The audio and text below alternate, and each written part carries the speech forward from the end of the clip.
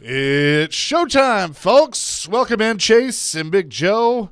102.5, 106.3 The Game. Dr. Crane, Nick Frazier on the ones and twos as well. Hope you're having an awesome start to your Tuesday. Keep an eye to the sky today. Going to get a little bumpy. We'll keep you posted on everything throughout the day. Keep you weather aware, but definitely good to do that and keep a communication device handy. So we'll be watching out for that. Joe, what's up? What's going on, man? Yeah, it's always you feel that in the air this morning. It's hot, it's humid, and so just be careful out there. It always changes every 15, 20 minutes what's going to happen weather-wise, but if they're all – they started predicting this like a week ago, so just be careful out there today. I'll never forget one time. It was November 2002. Titans were playing the Texans, and that's when the big tornado came through Manchester and McMinnville, that area, and it was 92 degrees at 1 o'clock in the afternoon in November. I was like, this is not good. No, yeah, well, and it's hot today. Yep. Like, it's hot and it's humid, and I'm like – I walked out of the house this morning. I'm like, oh, this isn't good. No, not at all. So I hope that doesn't impact everybody going down to see the Preds. The last big weather event, storm-wise, that we had, you and I were in Key West. Yeah, that was a lot of fun. All of our friends and people back here losing property and things, and we're down there covering the Titans in Miami. I'm like, oh, okay, this is great. So it's wonderful feeling helpless like that when you're so far away. I know. So hopefully everything is good. But like I said, we will keep you updated on the weather later on throughout the show and throughout the rest of the day here on 102.5, 106.3 The Game. You mentioned it, the Predators back in town tonight, the Boston Bruins. Going to be a really, really important game for them after the last two games. But hopefully they can get back to their winning ways. We'll talk to Hal Gill coming up at 9:30. It is also the home opener for the Nashville Sounds. Their manager, Rick Sweet, going to join us at 10 o'clock today. Yeah. Great mustache, that Rick Sweet. Does he? Oh, man. That's baseball. So it's good. So winners, I told you the summertime began yesterday, April 1st. Let's start the process. Baseball's here. Let's have a lot of fun, man. So it's here. Good. We got through the doldrums of January and February, and now March is gone, and here's April. Also, so yesterday, we did I named the Daytona 500 winners. Right. Well, it inspired the suit. So the suit made some calls, and later on today, we're going to have your chance to win a pair of tickets to the Geico 500 at the Talladega Superspeedway. Oh, okay. Coming up April 21st, later this month. You're going to have to answer a NASCAR trivia question. Sure. So, we were a little inspired, so we'll be giving away a couple pairs of tickets to the Geico 500 later in the show. Now, when is that race? April 21st. Oh, just right on the corner. Yeah. 3 weeks. 2 weeks. You ever been to Talladega? I have not. I've been by there. I think you would enjoy it. I went the year I went. It was a crazy weekend down there because the Iron Bowl was in Tuscaloosa. It happened to fall on the same weekend. So the Iron Bowl was in Tuscaloosa. It wasn't the Iron Bowl. It was Tennessee. That's what it was. It was Tennessee, Alabama was in Tuscaloosa. And then the race was at Talladega. Oh, goodness. It took 15 hours to get 2 hours down the road? Yeah, I couldn't get through Birmingham to save my life. It was inundated with Vols fans and NASCAR fans and Bama fans. All that Talladega. I remember Bobby Hamilton won there, right, 1 year when it was like the 499. What was that called back then? The Aaron's 499. Yeah, was that what he won? Yeah. 499. Bobby Hamilton won that. There was not a caution in the race. Yeah. It was like one of the most boring Talladega races ever. Long time ago. It'd be fun. I think that's a huge track in the middle of nowhere, but that'd be fun to go. It is the largest track on the circuit. Largest oval on the circuit. 2.6 miles, I think. Goodness. Yeah. Very wide turns. How big's Daytona? 2.5. 2.5. So it's slightly bigger. Now, how big's Bristol? Half mile. Oh, nice. What are we doing this again? I'm just curious to know. Yeah. The unique thing about Talladega is I'm not going to tell you because that might be the trivia question. Oh, no. But there is a unique thing about Talladega. It's in Alabama? Well, yeah, but that's not it. Let me think what else. Good trivia question. I don't know. I have to figure it out. Okay. Something like that. We'll ask it later on in the show. Did you watch some of the Elite Eight last night between Iowa and LSU? I watched about 75% of that game. Yeah. That was fantastic. Yeah. I'm just amazed how Caitlin Clark is such just a pure, true shooter. And it's just, I mean, you can't stop her. I mean, it's amazing. I mean, they put people on her and all the screens and everything and try to stop her, and you can't stop her. I feel like, how could you not like her?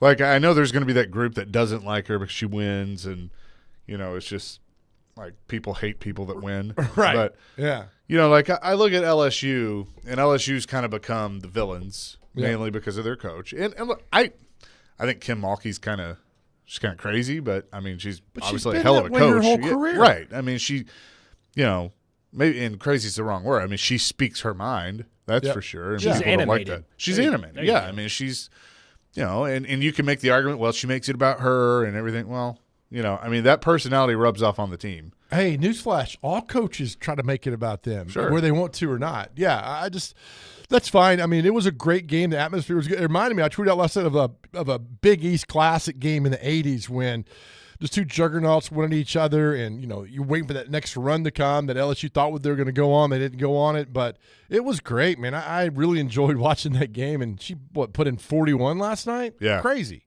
Yeah. I mean, it was a tremendous performance by her and by Iowa, so they advance, and the defending champions are out. And then, obviously, the surprise of the day from women's basketball was Kelly Harper being let go at Tennessee. Yeah. Did not see that one coming. No, I thought maybe one more year. Yeah. And I read somewhere she's only recruited 2 high school players in the last couple of years. It's all transfer portal stuff. Yeah. Man, this portal thing, it's just Well, look, I mean, there is a standard at Tennessee. Obviously football has to be good. Basketball has to be, at least a tournament team every year. There is a standard that was set by Pat Summitt that women's basketball is competing for championships, and they haven't done it since Pat Summitt was here. I think now you get away from the tree. I would agree. Get away from the I don't tree. pretend to be an expert on who the best coaches are in women's basketball, so I rely on other people. And Jared is very well connected. He spent a lot of time with the Louisville basketball program. He has said it. I've heard others say it. Jeff Walls seems to be the one that they need to go after. Who's that? He's the head coach at Louisville, and that he's run a very good program. But I agree. I mean, look, we all love Pat Summitt. We all respect Pat Summitt. Her legacy will always live on at that university. Everybody's got a Pat Summitt story. Nobody's denying that. But I agree. It's time to go find someone that's from the outside, but will also honor that legacy at the same time. But this program, there is a standard, and they haven't lived up to the standard. Now, I don't necessarily agree with the move to, that they made yesterday. I thought that Kelly Harper, had done a good job, but it hadn't been good enough. And so, Danny White, he didn't hire her, so this is his program, and That's right. he's gonna go get his person. Yep. She gets a $2.2 million take care of yourself, and she'll be fine. She'll find another head coaching job down the pike there. But I think you get away from the tree now, and you tried it with Holly Warlick, now with Kelly, Harper, Jolly, and you just go out and find the best coach out there, and whoever that may be, and plug it in. You're right. There is a standard.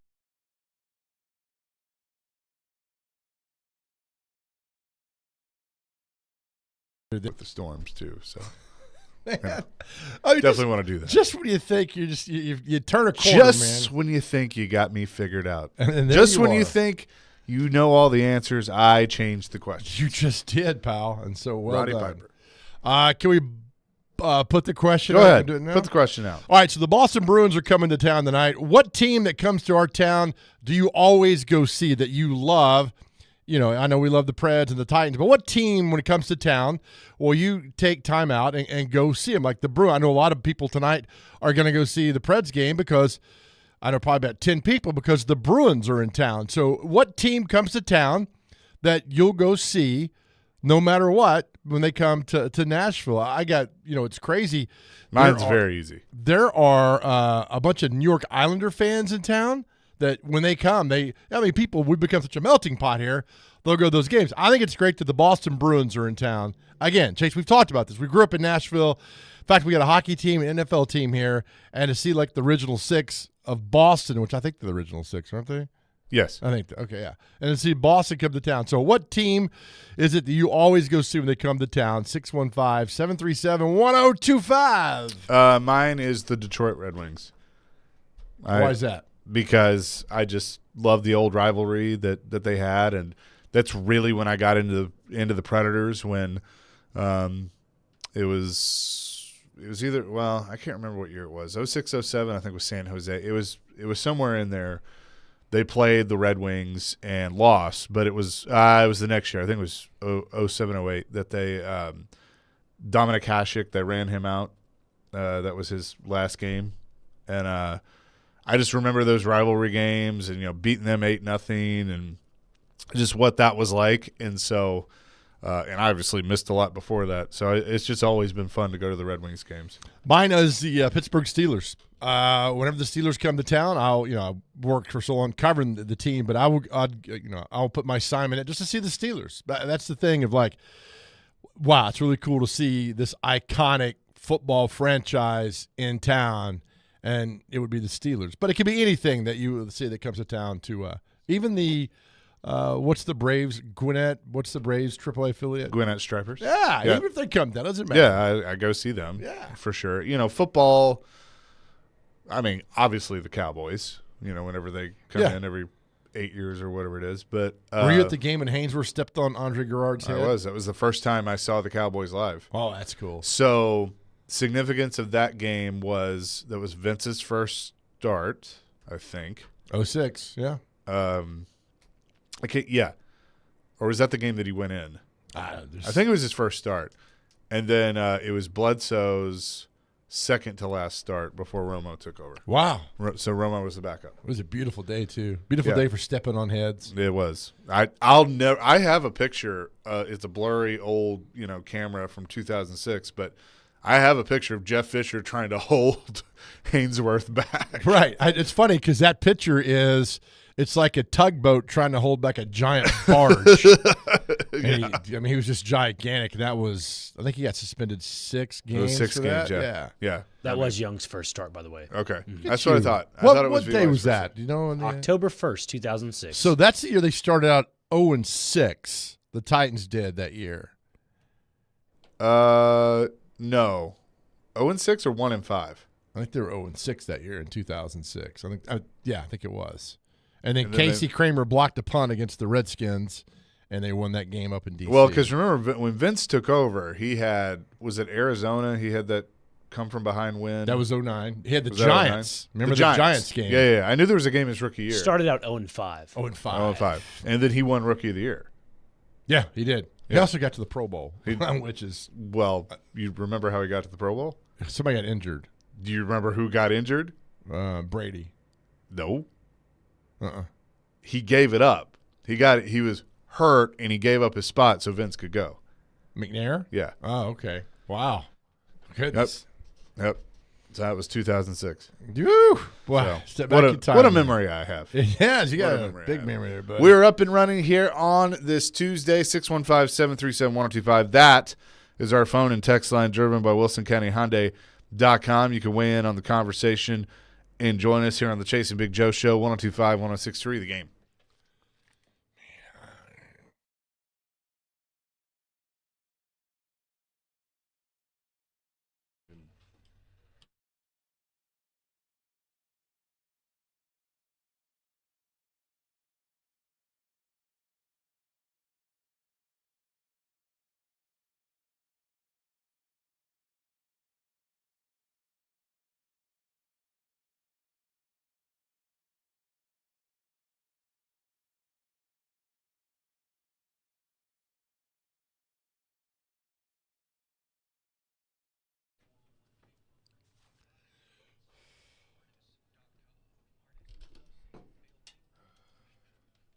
All right, guys, you put this off for way too long. It's time to get done and move forward with your sex life. And the Tennessee Men's Clinic is a leader in bedroom confidence. The reality is pills often quit working and guys start making excuses for not coming to bed.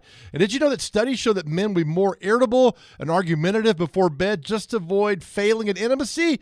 Yeah, I know. We hate going to the doctor, but Tennessee Men's Clinic was created in 2014 to take care of guys just like us. For a decade, the urologists and providers at the Tennessee Men's Clinic have helped guys with ED and weight loss, and now they even offer aesthetic enhancements and cosmetic procedures. Their ED and weight loss treatments truly change lives, and with no surgery, they're seeing success rates as high as 90%. They specialize in seeing guys who think they're out of luck regain hope that they can be successful in the bedroom and beyond. They even offer same or next day appointments. Guys, it's time to feel amazing and hit your goals this year. Stop thinking about it and get in there. Call 615-280-9090. That's 615-208-9090. Or go online to TennesseeMen'sClinic.com to book an appointment today. It's simple. TennesseeMen'sClinic.com.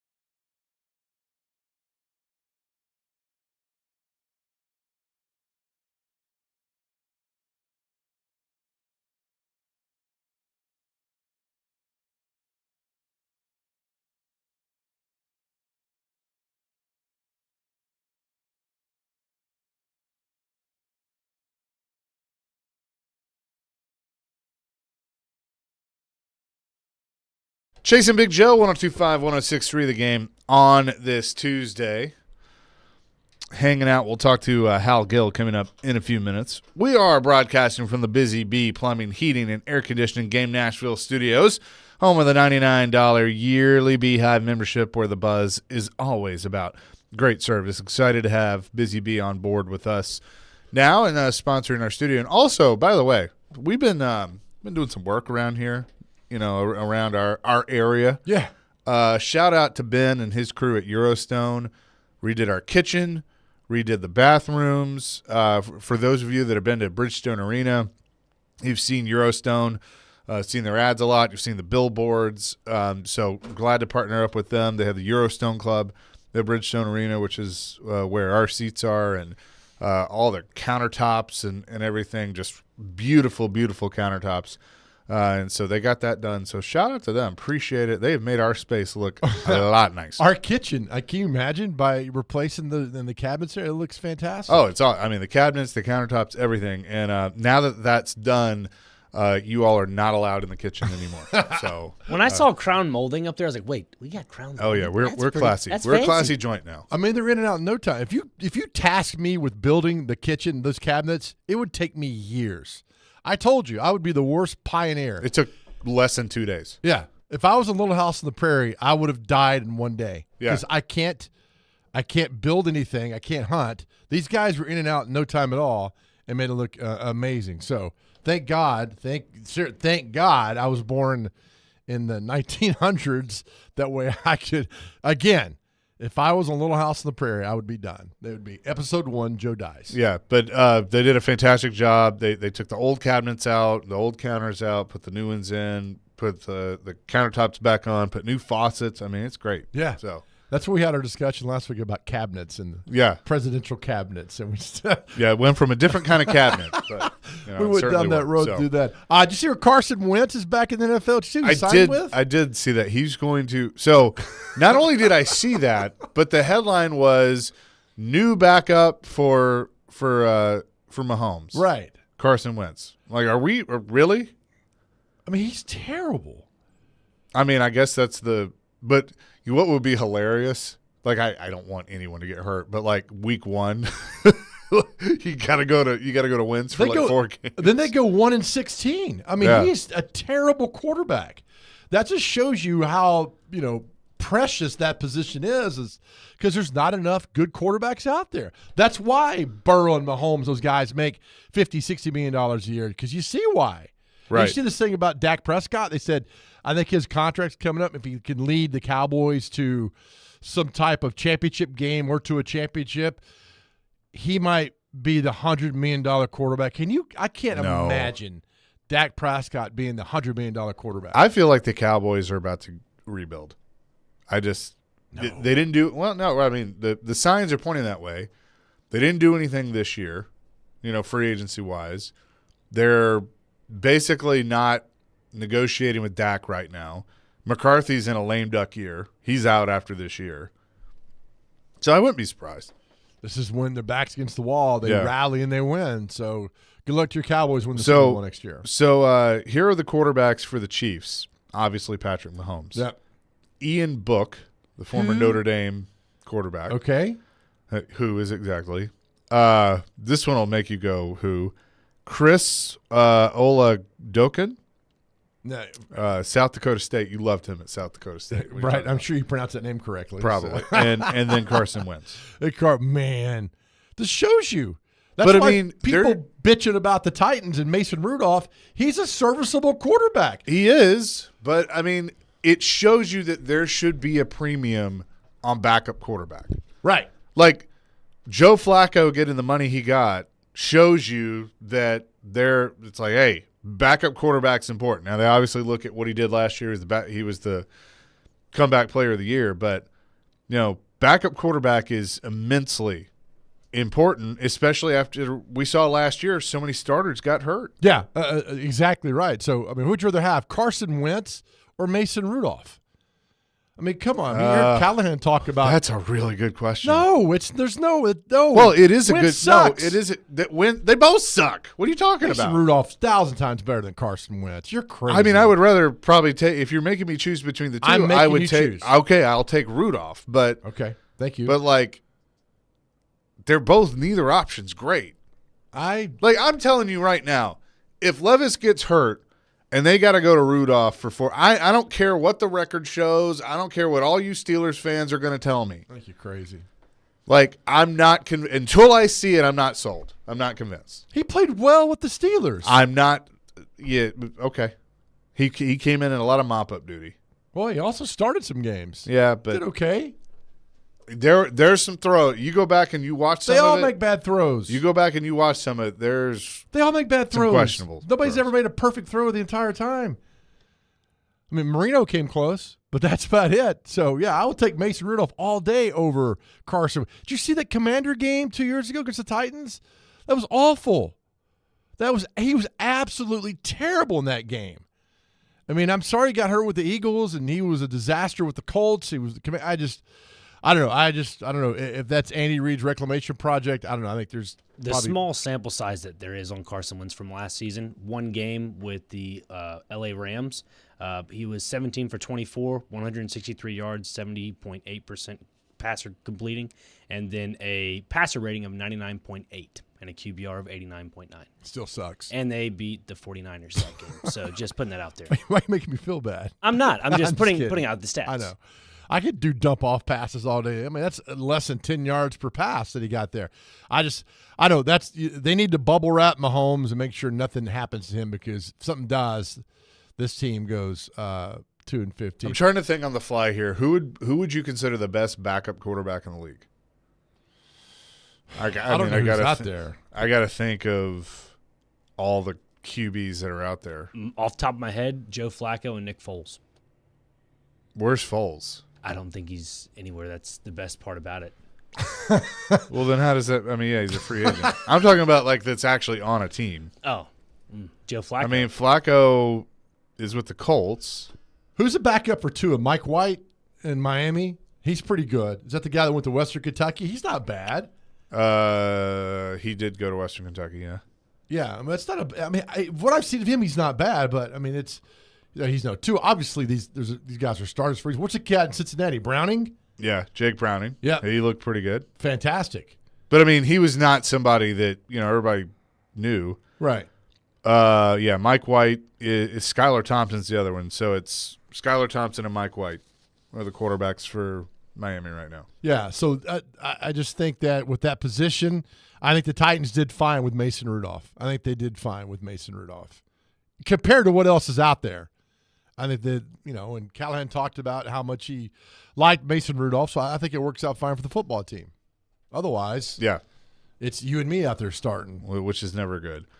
I mean, it could be worse. We go to Titans quarterbacks. You could put Matt Mock out there, who 2005 was terrible. 1652 says Gardner Minshew. He's pretty good. I don't. Cooper Rush. Yeah. I don't Cooper know the Rush. deal why people don't want Gardner Minshew to come here. Like, Titans better not sign him. He's been more I wanted than him serviceable. here. I would have. I had him, but I thought he'd go somewhere and start. Yeah. Where'd he end up? Raiders. Raiders? Yeah. So he could probably start there. Well, they like that other guy. Yeah. God, what's that guy's? The quarterback they had. Aiden O'Connell. Yeah, that's Yeah. him. Yeah. Notre Dame. Nah, but Antonio Pierce really likes him. Plus, Minshew looks like Morgan Wallen. So if you He came does. here, you couldn't figure out who's who. 5-5. What do you think about this? 5573 says the best backup right now is Justin Fields. I mean, technically, he's going to be the backup to Russ. Maybe. Why do the Bears hate him so much? I don't know. I think this whole thing is going to blow up in their face. They were just a bad football team. I thought the teammates loved him. I think I think there's going to be too much other stuff with Caleb Williams. I think he's a talented quarterback, and he's based on talent alone, he's the consensus number one pick. I just feel like there's a lot of baggage, like the dad and like all the stuff that's going to come with him. Where did Josh Dobbs end up again? They all flew out different places. I couldn't keep up. Well, remember he goes through about 3 teams in a training camp, so that's why I said he's the best backup quarterback in the league, because he's ran every offense on the scout team for Weston Hermitage. We could have done so much better than Rudolph, man. I'll give you some great options: Jacoby Brissett, Joe Flacco, Andy Dalton, Gardner Minshew, all better. Dalton's under contract, so he's done. Brissett's not bad. Brissett would have been great. I wouldn't have paid the money for Flacco, because I still think I'm going to get the New York Jets Joe Flacco. I think they got lightning in a bottle with Joe Flacco with the Browns. But when Joe Flacco was with the Jets, he was absolutely awful. Awful. That's why when the Browns signed him, I was like, oh, God. And he came out and he did well. And you saw in the playoff game, he was terrible. Terrible. But as a backup, they'll pay $8 million for that. Yeah. I think they did fine Mason Rudolph. Dalton is probably top of the backup chain right now. For sure. But is he with the Panthers still? Yeah. Where is he? Yeah. Yeah, he's Panthers. Dobbs is with the 49ers. That's it. Yeah. 49ers So it'd be making the his backup way there. across America on every team. That is right. Coming up next, we'll shift gears to the Predators. They're back in action tonight at Bridgestone Arena. We will talk to Hal Gill. He'll join us next. 102.5, 106.3 The Game.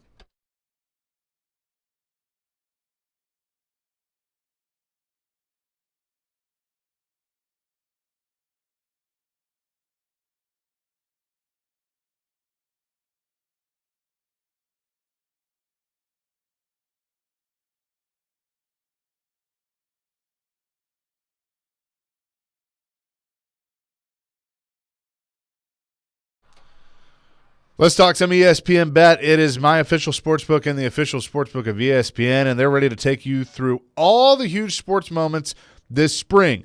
The exclusive sportsbook of ESPN has it all, including offers and promotions from Scott Van Pelt, Stephen A. Smith. From the playoff intensity to getting on the links and out to the ballpark, there is no better time to be a sports fan. New users get $100 in bonus bet for making any sportsbook bet. So baseball, basketball, hockey, whatever, it's all right there at the palm of your hand. You go make a bet in the sportsbook. As a new customer, you get $100 in bonus bets. Download ESPN Bet today. What a play. You must be 21 years or older and in Tennessee. For problem gambling support, call or text the Tennessee Red Line at 800-889-9789. Terms and conditions apply. See app for details.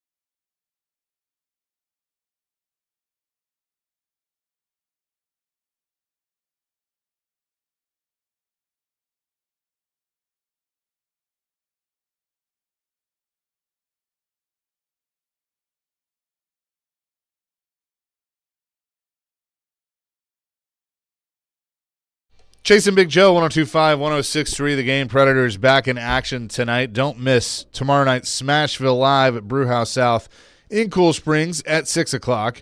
You can see special guests Spencer Stastny and Mark Jankowski. Get autographs and pictures with them. Smashville Live is brought to you by the Black Abbey Brewing Company and ESPN Bet Sportsbook. Say hello now to Hal Gill, presented by Duncan. Predators analyst on both Valley Sports on TV and right here on the Predators Radio Network. Skillsy, what's up? How are you? I'm doing great. Just getting ready for the Storm tonight. Hopefully the Preds have a storm of their own. Yeah, they what I need did that. Yeah, I see what you did there. That's very well done. Look forward to that and much more with you and Lindsay on TV tonight. But this is this what Max would dub the Battle of Alberta as one of your former teams comes into town against your other former team? It's one of them. Yeah, absolutely.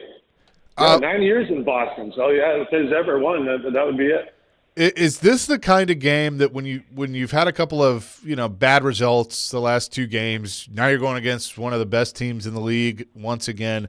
Is this the kind of game though you would want if you're a player, knowing that you're going to get tested right from the jump? Yes, absolutely. After losing twice, you go on a road trip and they're not used to losing. They haven't been recently. So I think this game, it gets your attention. There's some elite players like Pastrnak and Marchand, McAvoy, great goaltending, a good solid team up and down. So I think this is a test that it gets your attention, but also you can get back to proving yourself. And as a player and as a team, you want to prove yourself. So this is a good one to do it. Hal, I always love asking this question. Every time that you're on. All right, they play the Bruins tonight. Bruins 101 points, on the top teams in HL. What do you need from the Preds in the first 5-7 minutes of the game tonight? What would you like to see from the Preds? Yeah, I think the biggest key I've noticed with the Preds and when they were winning, it was quick closeouts in the D zone and then a fast transition game. And if they weren't getting chances, at least they were getting that forecheck going where they're able to establish the relentlessness that they've shown that they can bring. And so I think it starts with the D zone and getting stops quick. But I think that forecheck and that push through the neutral zone sets up their game. And I think they give teams a ton of problems when they do that well. So I'm looking for a first 5 minutes where they get that fourth line, I'm guessing, starts and they go out and get the crowd into it, get the forecheck going, get some stops in the D zone, and then kind of steamroll off of that the way they have in the past. Would you like to see this Preds team pissed off tonight after the last two outings?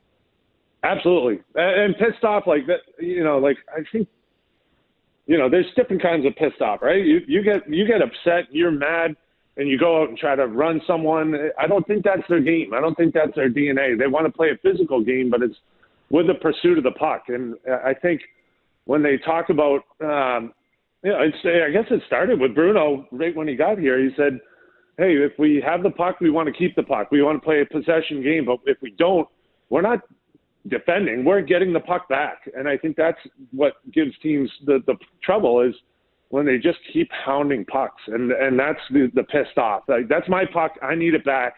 And we're going to go on the offense again. We're talking to Hal Gill, presented by Dunkin'.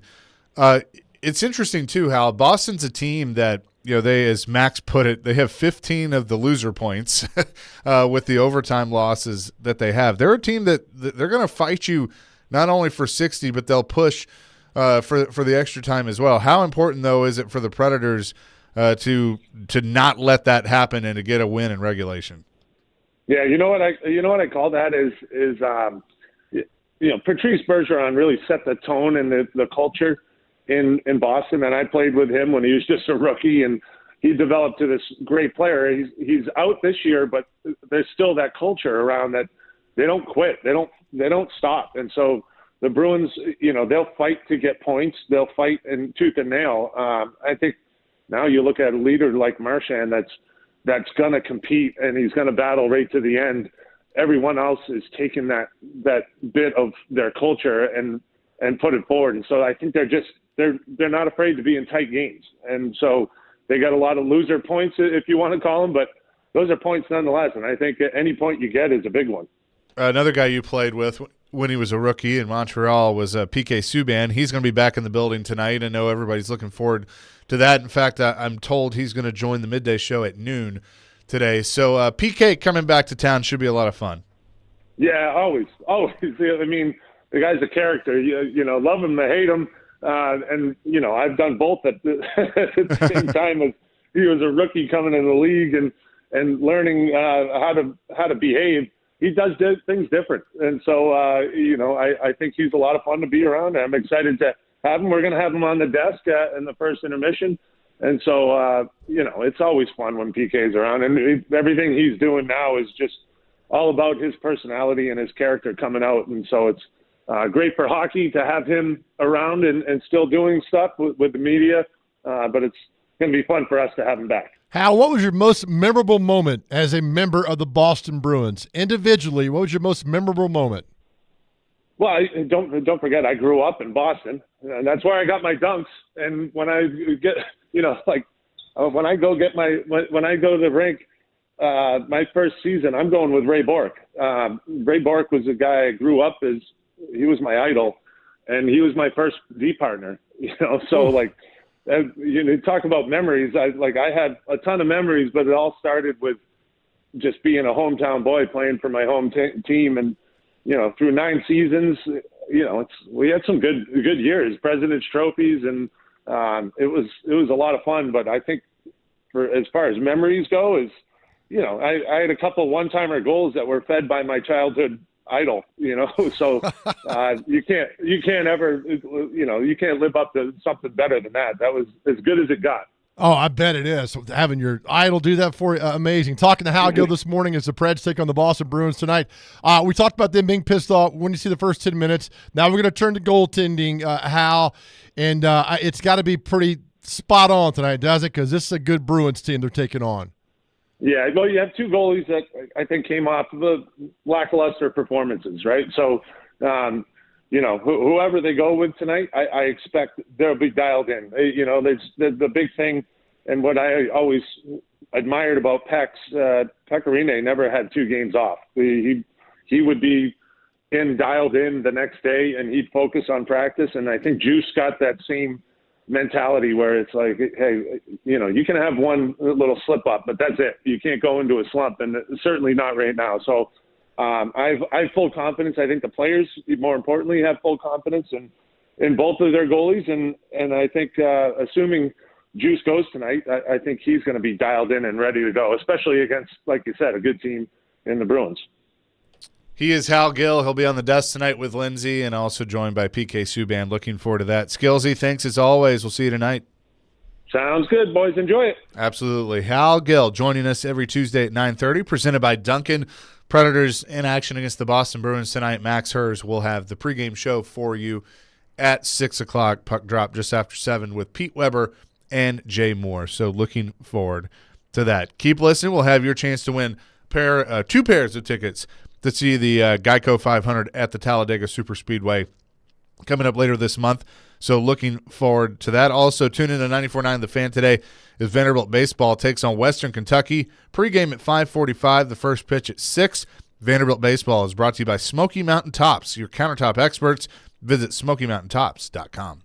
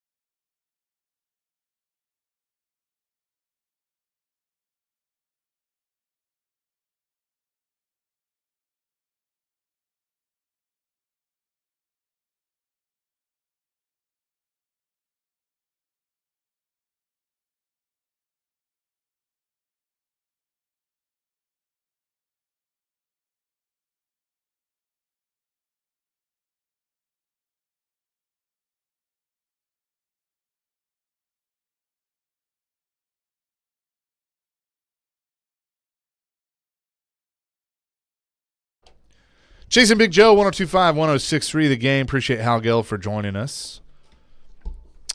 Keep an eye to the sky today. Weather going to get a little bumpy. I'm seeing 1-ish for our area. I think somewhere in that range. I know it's kind of hit or miss when it comes to the weather, but I know that Fox 17, our partners, we are under a code red today. Tornadoes are possible across Middle Tennessee and Kentucky, so just be weather aware and keep it right here. We'll keep you in the know with everything going on when it does move through our area later this afternoon. So, do you know where the phrase "batten down the hatches" came from? I do not. You're going to tell me, though. From the practice aboard a ship of sealing hatches to prevent water getting below decks in a storm by using covers secured by strips of material called battens firmly attached to the frame of the hatch opening. There we got batten down the hatches. So it's a meaning coming more from you know. From a ship. You do that. So we'll I feel like batten a down the lot hatches. of sayings that we have come from, like, ships, maritime stuff. What's another one? Well, that's I just feel like there's probably more. Do you know where Saved by the Bell came from? I found this fascinating. No. So I guess in London at some point in the late 1700s, they buried people that weren't dead, and they were like passed out. They thought they were dead. So for a while they would tie a string around your hand. You were like in the ground. And if you moved, the bell would ring. So you're saved by the bell. And they would know Yeah. to dig you back up. And that's where the graveyard shift came from. Somebody would work the graveyard shift, work the graveyard, and if that rang, the bell rang. It's a true story. You can look it up. And it was like, all right, that's where graveyard shift and Saved by the Bell came from. Okay. Do you know where the term southpaw came from? Yes. Your grandpa was from the South and he liked to fight left-handed. No, not quite. Oh, where's it from? But it's baseball. Okay. Because on the mound, on the pitcher's mound, a lefty would always face the south. Really? So I think at Wrigley Field there's a tie in there. Who's kind of where it Okay. started, but yeah, basically it's that because they're facing the south. Okay. Well, I did not know that. Well done. You know what's funny? We could be making all this crap up right now, but we're not. No, we're live on the radio. We are. I mean, there's a few people who are listening right now. We don't make anything up. No, not at all. So batten down the hatches, southpaw, graveyard shift, Saved by the Bell, and all that. The more you know, the more you learn. Yes. Here And on the then Chasing Big Joe show. tomorrow's gonna be freezing, or Thursday, whatever. It's gonna be like 35 degrees. Well, that's why I'm kind of nervous because I walk out and it's like hot and muggy this morning, and it's like, what's moving in the weather is a cold front, and when cold it meets hot, it's not good. Right. So it's like, okay, I mean, we're watching it right now, and there's already some storms kind of moving in. Camden, this way, buddy. Dixon. I mean, but that's not the severe stuff. But there's a lot of lightning. Good Lord. Your precious. A lot of schools are closing. Oh yeah. Well, they should. I mean, that's why not? And people are yelping about that. Your precious baseball started out, and are you paying attention to baseball? Of course I am. How are your Braves doing here? Let's see down the list. 3-1. Yeah, they're 3-1. There was a no-hitter last night too, so already a no-hitter. Wow. So the Marlins starting off strong. They're 0-5. Mets 0-4, and then the Yankees are 5-0. So I'm sure all these wannabe Yankee fans out there are like, yo, Yankees. Ronel Blanco wasn't even supposed to be part of Houston's rotation. He wasn't even a starter until last year. Throws the first no-hitter of the year last night. 10th Dominican pitcher of all time. Oh, Who's wow. first? Juan something. I can't Marshall? remember the last. No, I can't remember his last name. Okay. Yeah, good knowledge there, Doctor. Detroit Tigers are 4-0. We should adopt. Now, you already got your team. Maybe I'll adopt I'm not the adopting team. a team. I'm good with my team. The Pirates were my sneaky team this year. They're currently 5-0. They are? I think the NL Central is going to be interesting. Yeah. Like, the Reds are good. The Pirates are going to be better. I think the Brewers are decent. Cardinals should be, No. You don't think so? I think they're going to be like bottom two. If best case I thought last scenario- year was kind of fluky, though. Like, they just had some injuries to start, and they just got away from him. Yeah, they did have some injuries, and they kind of started the same this year with Tommy Edman and Dylan Carlson. But the pitching rotation it's older than half the senior living here in Nashville. I mean, these guys can't even – they need a walker to get up to the pitcher's You mound. think the Cubs will be better? Oh, absolutely. Yeah. I mean, the way their bats are hitting, like it's been great. I think personally, the sleeper pick for me is the Milwaukee Brewers to win the Central. Look at you. I like the Reds. Question Okay. for both of y'all. Who was in the World Series last year? Texas Rangers. And? Arizona Atta Diamondbacks. boy. Diamondbacks, Good job, Yeah. guys. Teamwork. Yeah, it was Ranger teamwork. was it 4-0 or 5-1? For I think it was yeah. a sweep. Yeah, Rangers. Okay, Rangers good. won. Yeah, And the ALCS was Rangers Astros. that's right. Who's in LCS? Phillies In Arizona. and In Arizona. Yeah. Yeah. It's again, it's one of those things where I hate it's the so Phillies. fresh off our memory that it's hard to kind of. As we saw yesterday with Chase in the Daytona I 500. like. It was impressive. Thank you very much. So was that text that we got in was even funnier. Yeah, I get 10 wrong. I hate the Phillies. I just want everybody to know that Why? because they are one of the arch rivals of the Atlanta Braves. Okay. And so I hate them. Something impressive about the Braves. I hate Bryce Harper. I think he's a Didn't he cocky move here, little- Bryce Harper? Somebody said he moved here. well. I don't care. Did He's he? a cocky That's what I've little, you know what? And I used to like Kyle Schwarber. Now he pisses me off. You know, and everybody else they got, Castellanos, all of them, they suck. So you're mad at Bryce Harper because he's good, and he's cocky. I hate the Phillies, Okay. and Bryce Harper has played for two teams that I am sworn to hate as a Braves fan, and the Nationals and the Phillies. All right. It's just like David Wright. I couldn't stand David Wright when he played for the Mets. But if Bryce Harper by chance gets traded to the Braves, I wouldn't be happy. I would not be happy about it. really, I don't like him. I just think he's cocky and arrogant and just kind of a jerk. oh wow. What the Braves have right now, they have consistent hitting. Bryce Harper to me is not a consistent And like hitter. here's the other thing too. I think Ronald Acuna, he's obviously the MVP, reigning MVP, and a heck of a player. I don't love Ronald Acuna's personality. Like it pisses me off whenever he doesn't run out to first. And he's gotten benched a few times for that. But like to me, that is the number one rule of baseball. You run it out. I Sure. don't care. I don't care if you barely tap the ball and it goes right in front of you. You run your ass to first base. And he doesn't do that. He got benched, right? Didn't He's he? gotten benched a couple times for for it. that. Yeah, good. Snicker doesn't put up with that crap. Well. So, I don't know. You know who else doesn't put up with that crap? Who's that, Rick pal? Sweet, manager of the Nashville Sounds. Doesn't. Well, I might bring that up with him. Like, hey, what do you do if that doesn't happen? We'll talk to Rick Sweet. It is the home opener of the Nashville Sounds. We'll do that next. Jason Big Joe, 102.5, 106.3 The Game.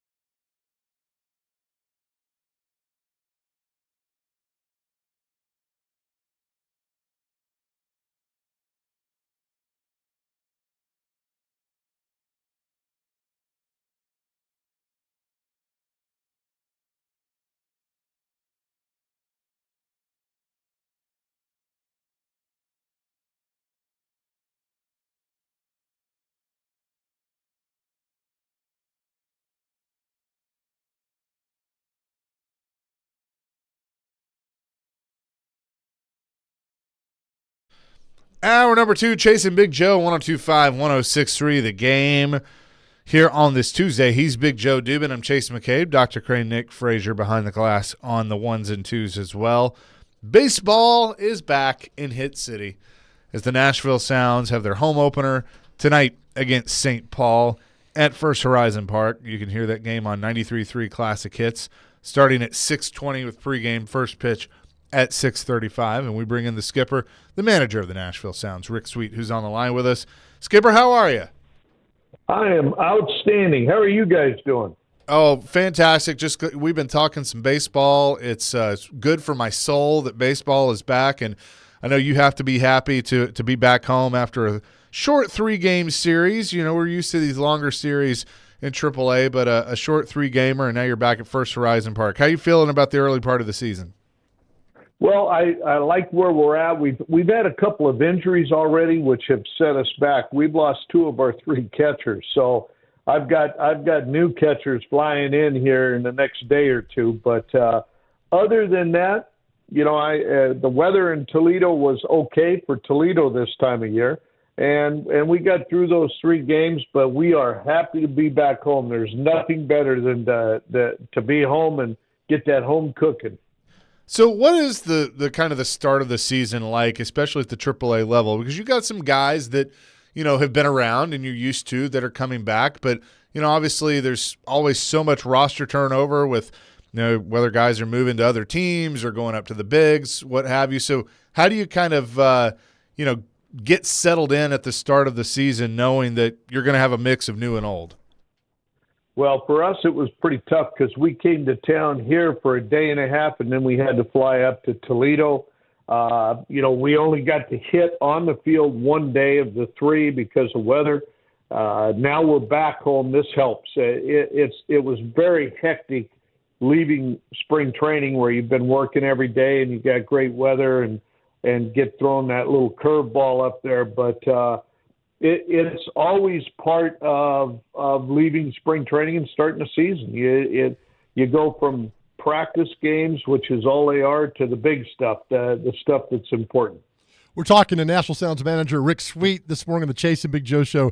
And Coach, I remember talking years ago to the great Don Money, who was a AAA manager. He said the hardest job in baseball is being the manager of a AAA club because half the team doesn't want to be there. The other half thinks they belong in the major leagues. You have a tough task. I mean, it's a tough job being a AAA manager, is it not? Don Money is a very wise man. You know, and I'd say, yeah, he said 50%. Really, nobody wants to be here. They all want to be in the big leagues. So, you know, I've got some young guys that are happy to be here, but that's only going to last about a month, 6 weeks, and then they're going to say, "Hey, how come I'm not in the big leagues?" So, we're in a position where nobody is 100% all in, happy to be here. They always have that. When am I going to get to the big leagues look in their eyes? Yeah, and that being said, that's a reason it's a tough job. How do you make it, though, but when they're here, when you know guys are going to be gone in 3 to 4 weeks or whatever, how do you make it when they're here to say the most important thing is the Nashville Sounds? The most important thing you're going to do is be a member of the Nashville Sounds. Is there a fine balance with this? There is, but you know what? If you've got to be in the minor leagues, there's no better city than Nashville. There's no better facility than our facility, and we got the best fans in baseball. So, you know, you can add that in there as, okay,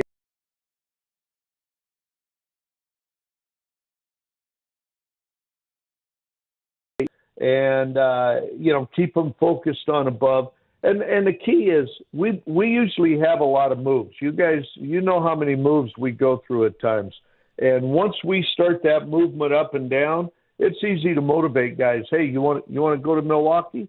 Be the best player. When they call, be the guy that's tearing it up here, and you'll get the call. With being a manager, how much teaching do you do on a daily basis? I know these guys have been playing baseball for years and years, but is there still part of the game of teaching that you enjoy? Without a doubt. There is no doubt. You know, in fact, I've been up this morning going over some catching video. for the young catcher that I have left right now, and obviously I got a couple more guys coming in, but we still have teaching to do here. They still teach in the big leagues. Cheerios in the big leagues right now with us. He's 20 years old. There's a lot of teaching that still goes on in this game, but a lot of my work is that mental capacity, keeping guys focused on the job, keeping them focused on what they need to do to get to the big leagues. So the teaching never stops. We're talking to Rick Sweet. He's the manager of the Nashville Sounds as they open the home part of their season tonight at First Horizon Park. First pitch at 6:35. What I think has been really cool, Rick, is what baseball has done over the course of the last few years post-COVID. That for a long time the Sounds were in the PCL, and you played teams from all over and other affiliates and things like that. Now you're seeing obviously you guys with the Brewers, you're seeing Cardinals affiliates and the Redbirds come in, the Braves, Cubs, at times. But how important is that of getting baseball fans to the park, knowing that they're going to see not only you guys but see players from their favorite teams across the league as well? Well, there's no doubt, and we're trying to get that even expanded more to where we see a few more clubs from our league. We have 20 teams in our league, in the International League. So we don't see all 20. We only see 10, maybe 10 or 11 of them. We don't get to see all the teams. We'd like to get even more involved with some of those other clubs because they are teams that are interesting to people and want to see these minor league players. There's some good young talent, and we push young talent now. As you've seen throughout baseball, you see these long-term contracts going out to guys that have never been to the big leagues, and they're signing them long-term. So it's exciting times in baseball and very exciting times here at the AAA level also because you get to see them a little closer than you do in the big leagues. I just realized, looking at your bio, Rick, that I lived in Hawaii when you were playing AAA baseball in Hawaii. Did you go to any games? My brother and I went to so many Aloha Stadium. We went to so many games there. Stadium. It was crazy. Wow, we're all connected in some weird way, aren't we? That's the beauty of baseball. It's a very small, tight-knit community, and if you start digging in deep, and with me you can go really deep, you find out, I spent 3 great years playing in Hawaii. And again, if you got to be in AAA, what better place than Hawaii? What was the travel like? I mean, you play 10 games at home, then you'll be gone for 2 or 3 weeks because of the travel and getting to back and forth to Hawaii? Exactly. That's exactly what we did. We'd go home, and we'd be home from 10 to 14 days, and play 2 teams that would come in. One would come in for a 9-10 game series and one for a 4 or 5 game series. I'll tell you what, in the 3 years I played in Hawaii, we never lost a series. Whoa. Teams would come over and they'd be at the beach all night. They'd come in sunburned. They'd be sick. It was crazy how teams would lose players over there. It's the same thing a little bit here in Nashville. Teams come in, they go to Broadway, they bring in their families, their wives want to come to Nash Vegas and enjoy the fun, and we do well with that. We always have teams that lose a player, he's sick all of a sudden. He gets that one-day flu. Yeah, we know exactly what that is. Also, Coach, it was a great time to be in Hawaii. The Magnum PI had just started and everything, so a lot of focus was on Oahu. So it was a really nice time to be there. I loved being over there for those 3 years. Like I said, it was and you're there for a couple of weeks. We had great fans. They came out to the ballpark. Aloha Stadium was beautiful. Yep. That place seated probably 60,000, 70,000. But I lived in a place called Pearl City, Aiea, overlooking Pearl Harbor. I was on the 18th floor of my apartment overlooking Pearl Harbor. The ballpark was right there. It was very, very nice and fun, but it got too expensive for teams over there. That's why they had to get out. Sounds manager Rick Sweet is here with us, and you've been around the game for a long time, but over the last couple of years, and it started in AAA and below, now in the major leagues. We've seen a lot of rules change, and honestly, I think it's for the better. I have thoroughly enjoyed the pitch clock and just the pace of the game and all of the things that baseball has done to improve the game. And I feel like for a long time they were hesitant to do so, but seeing it from the manager's seat, how do you think all these new rules that, again, were kind of tested in AAA in the minors, how have you enjoyed them and think they've improved the game? You know, we were the guinea pigs. There's no doubt. AAA is where they try everything at now, which is the automatic strike zone. I think baseball, and I'm old school, I think baseball's done a great job of game changing to make it more enjoyable for the fan base. We've cut 30, 40 games, 40 minutes off of games. And I'll tell you what, the players enjoy that. They're like, okay, this has worked out a lot better than we thought. So I think the changes we're making in the game are necessary.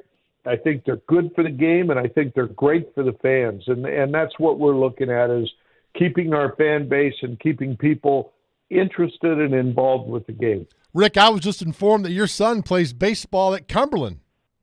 Yes, he does. Yeah, what's more nerve-wracking, being a manager of the Nashville Sounds or watching your boy go to bat?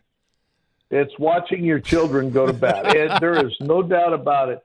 And I've got a daughter, and it was the same thing. She'd be playing volleyball or basketball, and I'd be and it's nerve-wracking. Managing what I do, I enjoy it. It's fun. I don't get that anxiety of we have to do this. It's more of like, okay, I know where we're going from here, and let's keep working at it. But watching your children play and not being able to do anything about it, right. It's nerve-wracking. Rick, I got one more question for you. And you just mentioned it that, you're old school, and I'm an old school baseball fan. I've grown up, watching baseball. And there's still something to this day that I cannot stand, and that is when somebody – hits a dribbler or whatever, and they don't run it out to first base. Ooh. As a manager and as someone that's teaching these young guys, and I still at this level, think you probably have to do that. How do you handle a situation like that if a guy doesn't run through? Well, and it doesn't happen as often as you'd think anymore. I think with how fast we're moving guys through the game, it's easier to keep them focused on their game. The only power I have as a manager is the power of my pencil right in that lineup. And when a guy doesn't do something that is bad for the game and looks bad for the game, that's the power we have, and that's to take him out of the game immediately or make sure that you're not going to play tomorrow. And that's the power we have, and that's the power we use. Sometimes the front office doesn't always like it, but because they want their star players to get as many at bats as they can. But that's the power we use, and we do use it. And it's not always obvious to the fan base how we do it, but we definitely use that power. Fantastic stuff. Well, good talking to you. We will definitely do this again soon. Hopefully Mother Nature cooperates tonight, and looking forward to some Sounds baseball this year. But thanks so much for doing this. Always a pleasure to talk, guys, and look forward to seeing everybody at the ballpark tonight. Absolutely. Rick Sweet, manager of the Nashville Sounds, joining us here on the program again tonight. 6:20 the pregame on 93.3 Classic Hits with our man Jeff Hem, and then first pitch at 6:35 at First Horizon Park as they open the home schedule against St. Paul. Be there all week. Definitely going to have to get out to First Horizon Park and check out the Sounds. It's the Chasing Big Joe show here on this Tuesday, 102.5, 106.3 The Game.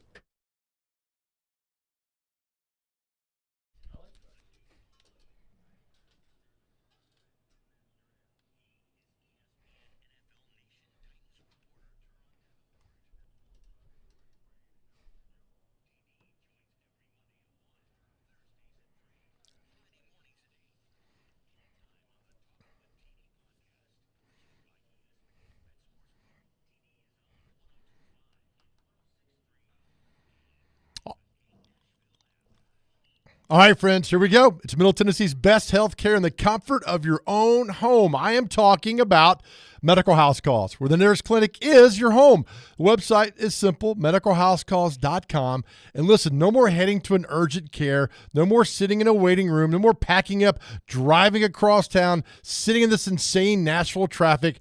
Board-certified nurse practitioners and physician's assistants, they come to you. And look, just don't take my word for it. Read the numerous, fantastic reviews that Medical House Calls has gotten. It truly is a game changer. In fact, Chuck McDowell was a client and loved the service, the commitment, and the care so much he bought the company.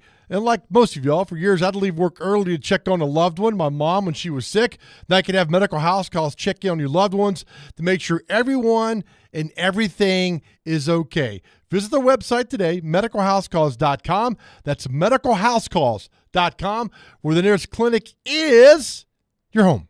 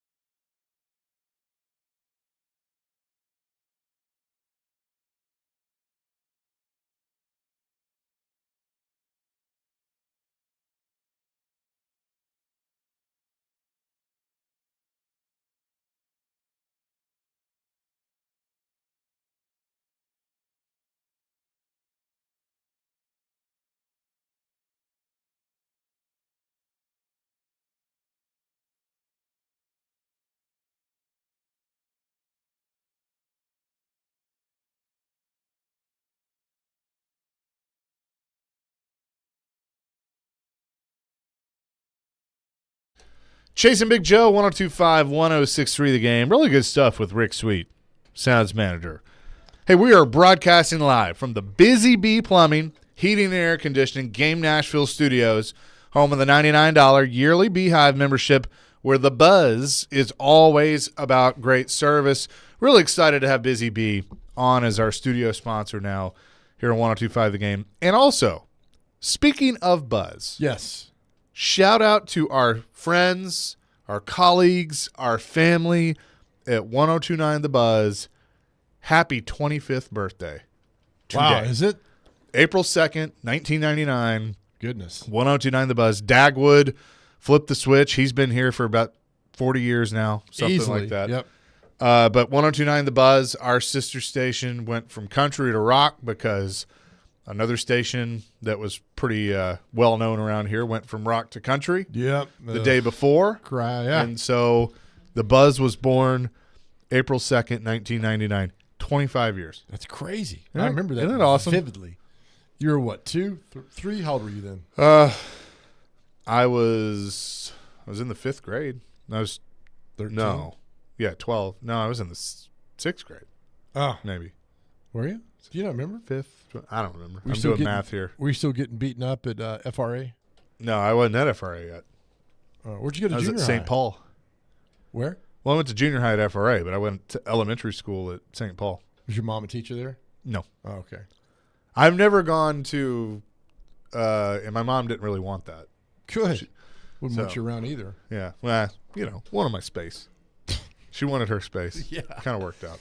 It worked But out yeah, fine. so happy birthday to the Buzz. yeah, congratulations. 25 years with them. L'Jarius Sneed scheduled to talk today at 11:30. I also believe he's going to join Caroline Willie and D Mace at 1 o'clock today. So looking forward to hearing from the newest Titan cornerback. But you and I have had this discussion basically since the beginning of the offseason of what are they going to do at 7. You have been very steadfast, and you got to go get the left tackle. Yeah. You got to fix the left tackle. And while I agree with you, you have to address left tackle because they don't have a left tackle right now. And, Jared may say you don't have a right tackle. Others may say you don't have a right tackle. You technically do, but, could obviously improve that position as well. I think there are a lot of holes on this team. So you don't have pass rush, or you need help at pass rush. You need help on the defensive line. Teron Davenport was on with Caroline Willie and D Mace yesterday, and basically said it's not necessarily Joe Alt or bust. Be left tackle or nothing. You never go into a draft pinpointing a singular position as that one that you want in the round. That's how you end up with picks that you reach and they don't fulfill the potential. And you put a prospect in a bad situation himself. So you should go best player available, see how it matches need, and obviously the quarterback situation changes that a bit, but position players otherwise, that's how you approach it. So what do you think? Why are we overthinking this? Just take Joe Alt. I don't. Are we doing this to drive content to Well, what if he's not there? make something? Well, then you deal with it when he's not there. But Joe Alt should be number one. If you're not prepared to pivot, right? If Joe Alt's gone, then that's on you. But every team should have like 87 scenarios. But you go in thinking, all right, this is where we get Joe Alt. He's our guy. We're going to get him. But if he's there, don't overthink this. Take him. I don't get all this. Just take I agree. him. And look, it's going to be ridiculous. It's tempting, if they get to that spot and Neighbors or Dunze still sitting there and Alt sitting there, it's tempting. And that's where you have to trust your scouts and trust your evaluation. And as Floyd used to say, listen to the board. That your board's going to tell you what you should do. Now, my guess is Joe Alt's going to be number one on their board when they get to 7, Right. if he is still there. And in that case, you take Joe Alt, and as everybody has said, you have your left tackle, your starting left tackle for the next 10 years. Yeah. Why is this so difficult to understand? I don't get it. But you get into the game of moving back, and I'm still not convinced they're going to actually pick at 7. I still would not be shocked if they decide, okay, we love Joe Alt, but we also love the idea of adding picks. And like Jared threw a scenario out yesterday or maybe a few days ago of you trade 7 with Minnesota, you move back to 11, so you swap that. But then you also trade 38 and move up in, basically move up back into the first round, I think it would be. I'd sign up for that. Well, a latest CBS mock now has the Chargers trading with the Vikings. Chargers moving up to number 5. I mean, the Vikings moving up to number 5 to take J.J. McCarthy. Did I miss something on him last year? Is he the next Tom Brady? I don't know. I looked at some mock drafts yesterday. Am I wrong? That had J.J. McCarthy at he's top 5. And so, Yeah. Are we really going to see 4 quarterbacks go in the top 5? And here's kind of how I look at this. I mean, tell me the To me, I guess Joe Burrow. Joe Burrow is the last quarterback that was taken in the draft where you go, that guy's all right. He's the sure thing. Yeah. But now it's like, we see this most years where it's like, okay, well, they were the top quarterbacks in college, so therefore they're going to be the top quarterbacks in the draft, but that doesn't always translate to the NFL. No, more times than not, it doesn't translate to the I don't think this is a particularly strong quarterback class. I think Caleb Williams has other stuff. I think there's a lot of baggage. I think he's talented. Now, I love Drake May, but he kind of fell off. So is Drake May, going to be one of those just serviceable, good Tannehill type quarterbacks, or is he going to be Brady? How many times do we get those top quarterbacks? I mean, we got Joey Harrington, Akili Smith, Ryan Leaf. It happens all the time. What about this scenario that I'm looking at CBS? What if, Harbaugh loves J.J. McCarthy. What if he traded Herbert to the Vikings and ended up drafting J.J. McCarthy? I mean, he's crazy. I'd fire him on the spot. He's crazy. But this whole McCarthy talk about how great and Harbaugh was the one driving this conversation. He's the one when they talked to him was like, hey, y'all are missing the beat here on J.J. McCarthy. And now all of a sudden, remember J.J. McCarthy wasn't even a first rounder a couple months ago, and now he's being predicted in the top 5? Yeah. It's just, and that's it. But if everything stays according to the board, you got to get Joe Alt. It's at 7. Sitting there, get him. I know it's just like, it's not fancy, but you saw last year when you don't have an offensive line how bad your football team is. And you guys bitching nonstop on Twitter about how bad the offensive line is. Now you got a chance to fix it, and you don't want to fix it? I can't deal with y'all. Right. It's not that they don't want to fix it, but it's like, so I'll give you 2 scenarios. You can take Joe Alt at 7, or you can trade with Minnesota, move back to 11. Fashanu could still be there, so you can still get the left tackle. I saw some mocks yesterday that had Alt falling that far, which I don't see happening. Yeah, people are bored now. Yeah, we're getting into the dumb moves right now. But so you move back to 11, but in that scenario, you either improve your second pick by moving up from 38, or you add a third rounder, which you don't have. Plus, you probably get another pick later in the draft. You get more draft capital by taking a slightly less player in the first round, but you're going to get you're going to get better players in the other round. No, slightly less player. No, you don't want that. You want your team to go out and draft the best player. You could still get a really good player at 11. You could get Fashanu. Maybe Alt falls that far. You could get Bowers. What if you potentially. get either one of them? I mean, there's all this. Go with the sure thing. Get Joe Alt. Put him in there, and you're good to go. Now, if Alt's gone before you, have another plan ready to go to get the best player that you need to help your football team and go that way. But if Joe Alt's sitting there at number 7, take him. And I know this come off last year like, well, they took Skoronski, and that wasn't sexy. And okay, whatever. It takes 11 to make the offense go. And you got a tackle now who could come in and start for years. I don't get this this thinking, this mindset. It's just driving me crazy. 615-737-1025. What do you think? You sell out for Joe Alt and just do the sure thing at 7, or are you entertaining the idea of, adding more draft capital some way? 615-737-1025. That is our phone and text line, driven by Wilson County Hyundai.com. It's the Chase and Big Joe Show, presented by Regal Realty Group, 102.5, 106.3 The Game.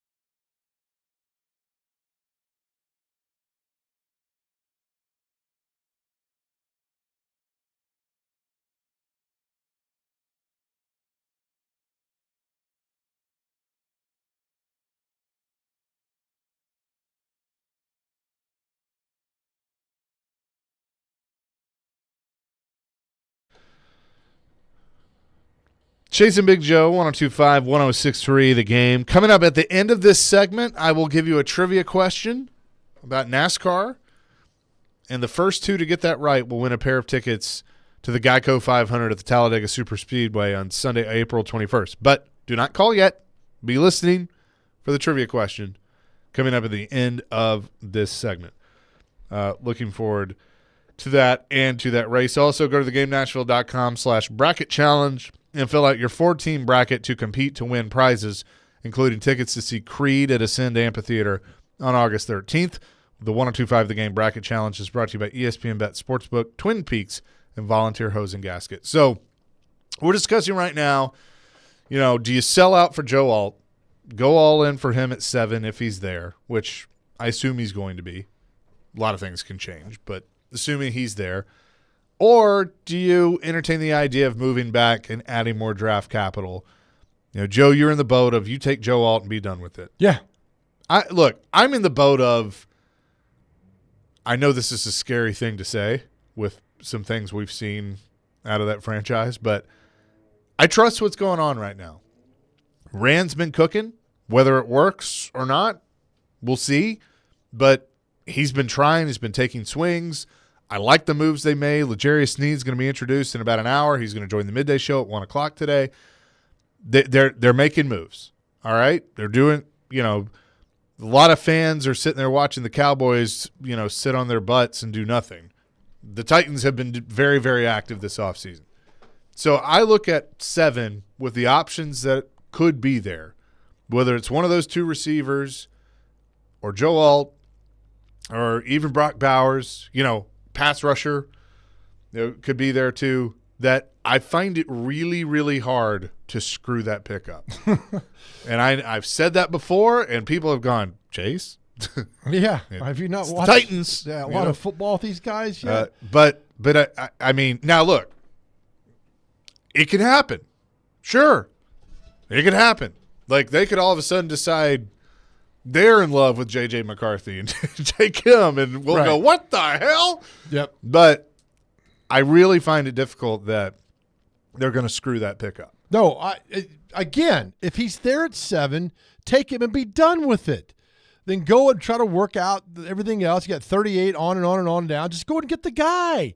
I'm looking at all these mock drafts. There's like 30 mock draft. I'm not reading it. Some of these nonsense. By the way, it's Drake May. One guy on a mock draft has it Drake Mayo. So if you can't spell guys' names right on your mock draft, then yeah, 0 right, that goes there. But again, I mean, there are going to be some factors that involve here. I mean, what's Harbaugh going to do at 5? He could screw things up. And what if Neighbors is sitting there at 7 with them? And we saw what the Bengals did with Jamar Chase when they get the guy that went to Detroit. What was his name? The lineman that they came down to. Oh, my goodness. The Bengals could have taken Jamar Chase or Penei Sewell? Yeah. Thank you so much. And then Brian Callahan's told that story. Yeah. I want guys going to score touchdowns. And I get that. So when 7 pops up, if, say, Neighbors is there or not, I see them doing that. But but again, I'm going to play different scenarios here for you. Okay. Like there's one where you wear a ponytail. I told you never bring that up. All right. I've seen some mocks that have the Titans taking Dallas Turner, the edge rusher out of Alabama. Okay. Hell of a player. Really, really good player. They obviously need help there. Yep. So are you telling me if they change course and they take Dallas Turner at 7 instead of Joe Alt, you're going to be pissed off? Yeah. Yeah. But you're getting a good player. You're getting a really good player. I don't know that. I mean, Alabama. I know, but you need edge rush. You need pass rush. Hey, let's stop this narrative about all these Alabama players being fantastic in the National Football League, because they're not. Not all of them, but I mean, right. Generally defensive linemen have done well. Okay, but it's just like you go drafted. I sit there and saw the Chance Warmack experiment, and he was terrible. Terrible. Trent Richardson in Indianapolis, terrible. Eddie Lacy in Green Bay, terrible. And terrible. Yeah.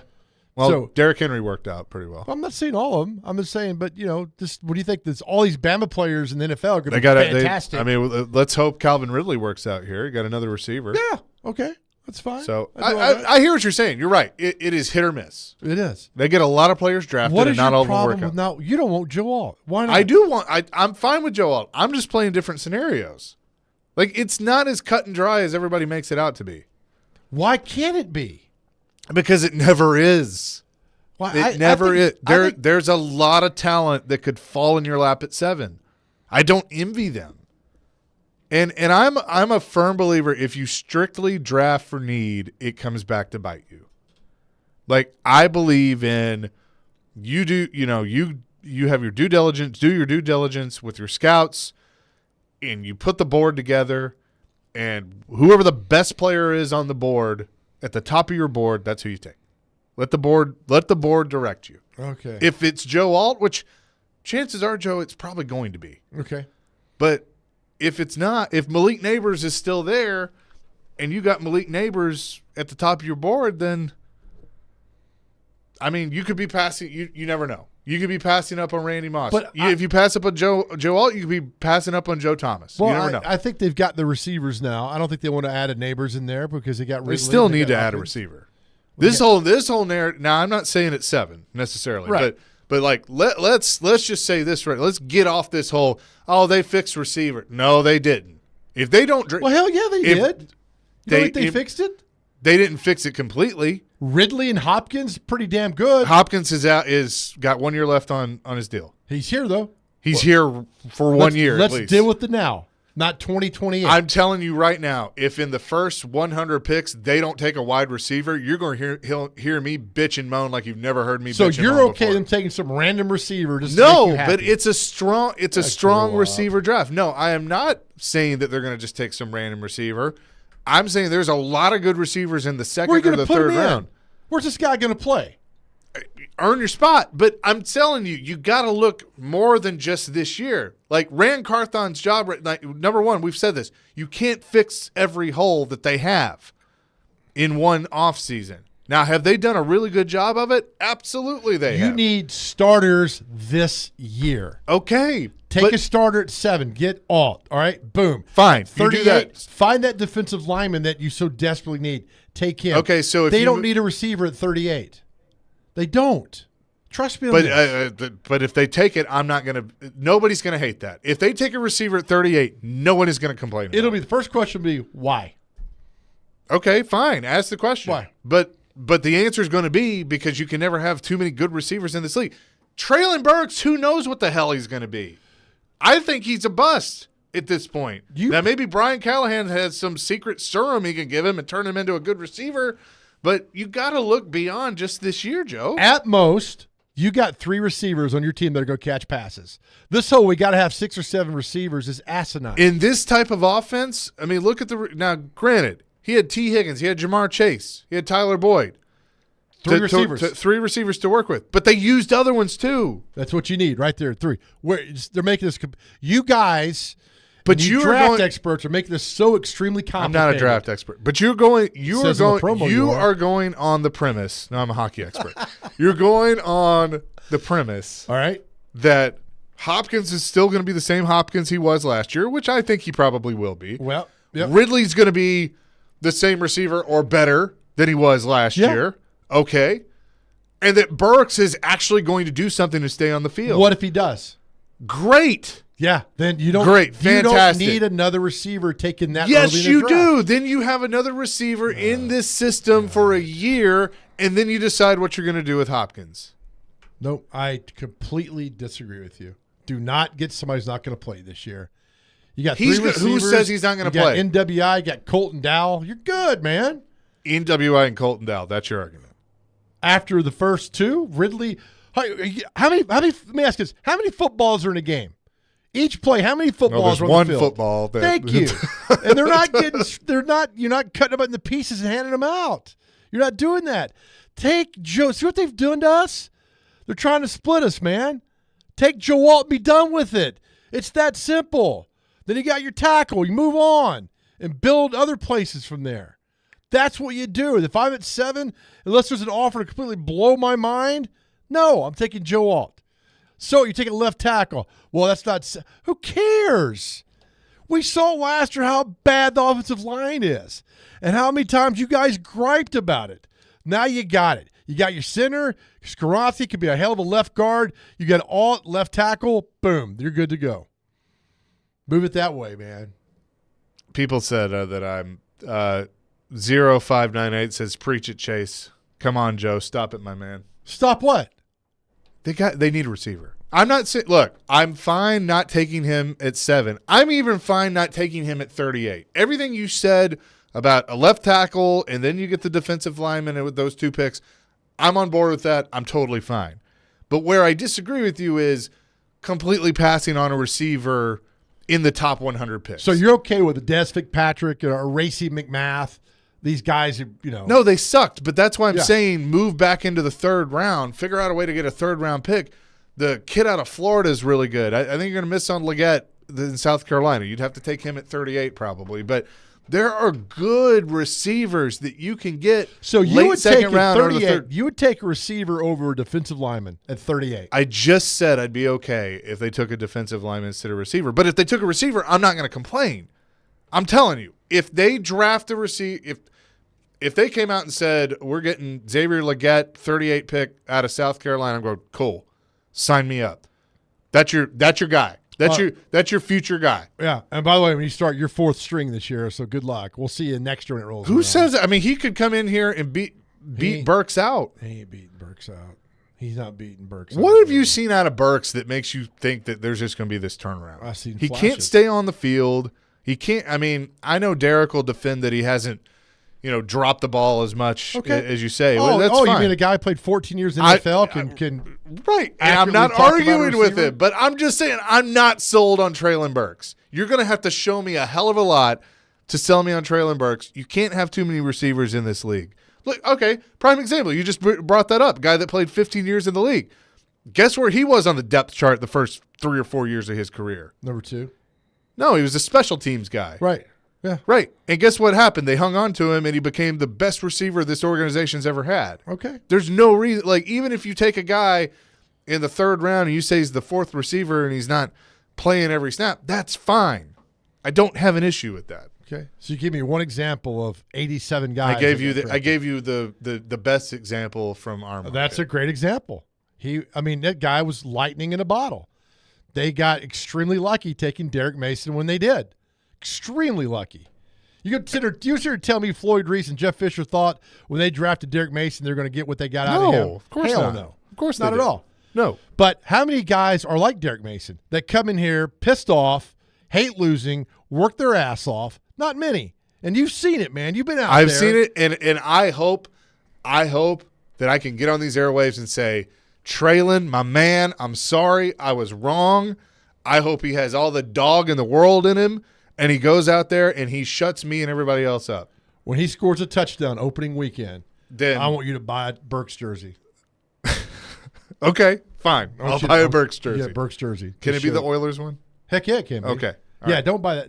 Titans uniforms are awful. Okay. It'll be the Oilers. There you go. There we go. All right. All right. Feel better. We'll come back with celebrity birthdays and much more. Chase and Big Joe, 102.5, 106.3 The Game.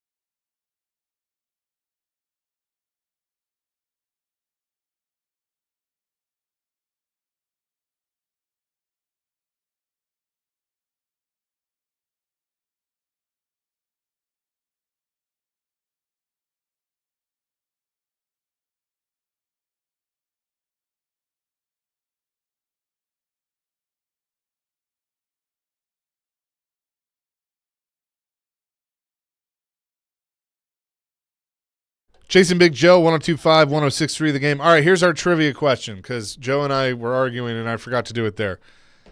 To win two pairs of tickets on the line. So the first two to get this right and tell Dr. Crane will win a pair. We really did ladies night. This is awesome. We'll win a pair of tickets to see the Geico 500 at the Talladega Superspeedway on Sunday, April 21st. What is a unique feature, the most unique feature of the Talladega Superspeedway? It has something that no other racetrack does.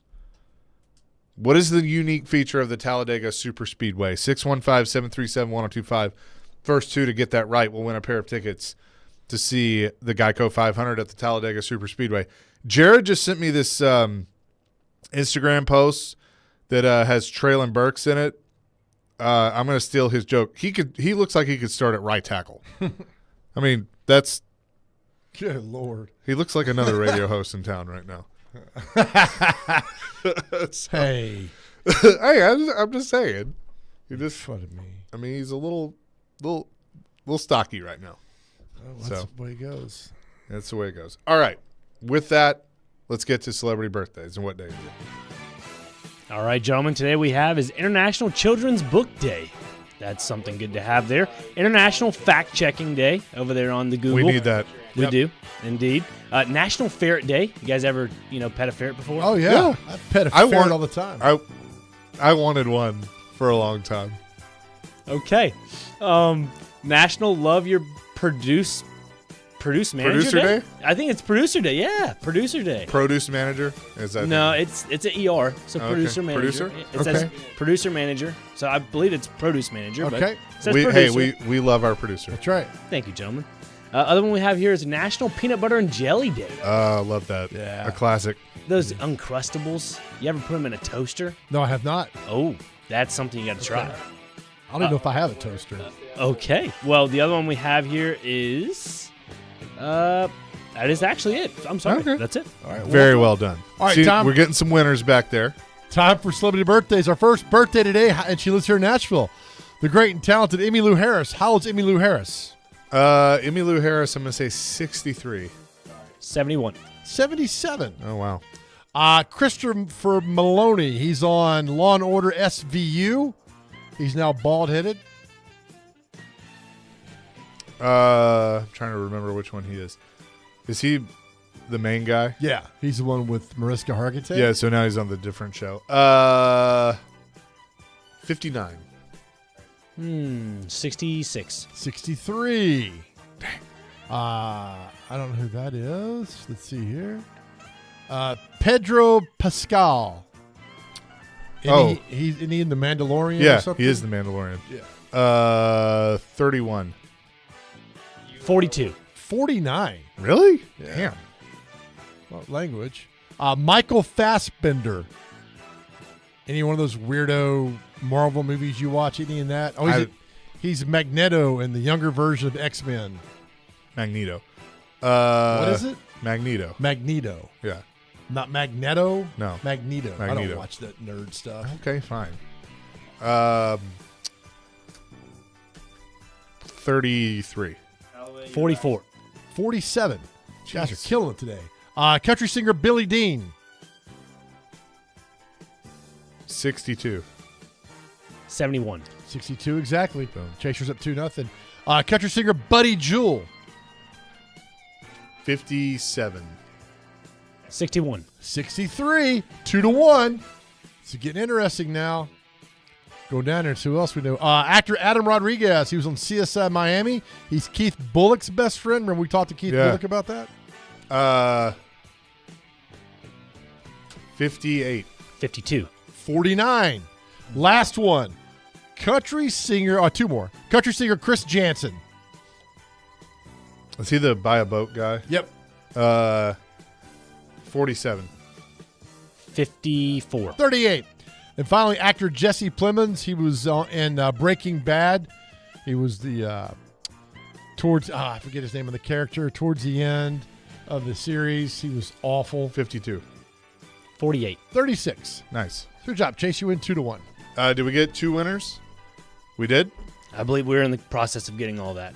That I can't decide if that's a yes or a hold on. You're behind my shoulder. Uno. We have Only one Uno. winner. Yes. one Okay. All right. What's the answer? Well, we only have one winner, Okay. so I don't want to give it Ask away. again. What is the unique feature of the Talladega Superspeedway? 615-737-1025. It's a tough one, man. It's a tough one. Hey, as we leave really our show every day, it is. To our guys out there, you need to talk to somebody. Before we do anything, please call 988 on your cell phone. 988, people to talk to you. We'll talk to you. As we tell you every day, you are tremendously loved, and our world's a better place because you are here. Please know that. Amen to that. Hey, stay weather aware today. We'll keep you abreast of the situation here on this station. Caroline, Willie, and D-Mace coming your way live at Bridgestone Arena. Next, 102.5, 106.3, The Game.